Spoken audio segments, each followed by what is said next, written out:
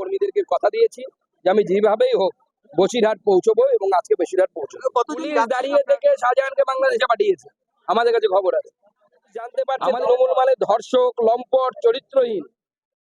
সন্দেশখালী কাণ্ডে পুলিশি নিষ্ক্রিয়তার প্রতিবাদে বিজেপির ডাকে বসিরহাট পুলিশ সুপারের অফিস ঘেরাও কর্মসূচিতে যোগদান করতে শিয়ালদহ হাসনাবাদ শাখার হৃদয়পুর স্টেশনে হাজির হলেন বিজেপির রাজ্য সভাপতি সুকান্ত মজুমদার। শিয়ালদহ থেকে 12:18 ছেড়ে আসা হাসনাবাদ লোকালে চেপে হৃদয়পুর স্টেশন থেকে বসিরহাট যাচ্ছেন। বসিরহাট স্টেশনে নেমে সেখান থেকে তিনি সড়কপথে সংগ্রামপুরের এসপি অফিসের উদ্দেশ্যে রওনা দেবেন। তার সঙ্গে রয়েছেন বেশ কয়েকটি সাংগঠনিক জেলার সহ সভাপতি সহ বিজেপি কর্মী সমর্থকেরা। সড়ক পথে পুলিশ তাকে আটকাতে পারে, এই কারণে তিনি রেল পথে যাওয়ার সিদ্ধান্ত নিয়েছেন বলে বিজেপি সূত্রে খবর। দেখুন, এতজন মহিলাকে এইভাবে শেখানোর কথা বলতে পারে? কি ত্রাস ছিল, কখন মানুষ এরকম আক্রোশ হয়? ঝাঁটা লাঠি নিয়ে গ্রামের সব মহিলারা বেরিয়ে পড়েছে।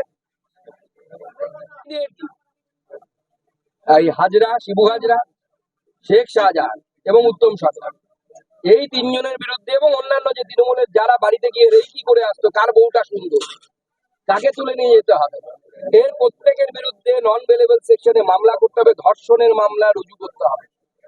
এবং একজন মহিলাকে ধর্ষণ করলে কি শাস্তি হয় আপনি জানেন?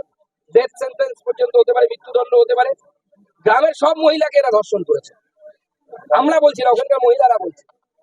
ওখানকার মহিলা বলছে যে একজন আমার মায়ের বয়সী মহিলা, সে বাইট দিচ্ছে মিডিয়াকে মুখ ঢেকে, যতটা সে শালীন ভাষায় বলতে পারে যে শেখ শাহজাহানের চরিত্র খুব বাজে, সে গ্রামের প্রত্যেকটি মহিলাকে শ্লীলতাহানি করেছে।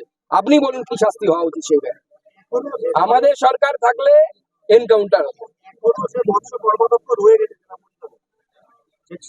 পয়সা তুলে মমতা বন্দ্যোপাধ্যায়কে পাঠায়, তৃণমূলকে পাঠায়। মৎস্য কর্মাধ্যক্ষ কেন? কিছুদিন অপেক্ষা করুন, দেখুন ওকে এনে ওখানে বসিয়ে দেবে। সব চুপ করে বসে আছে।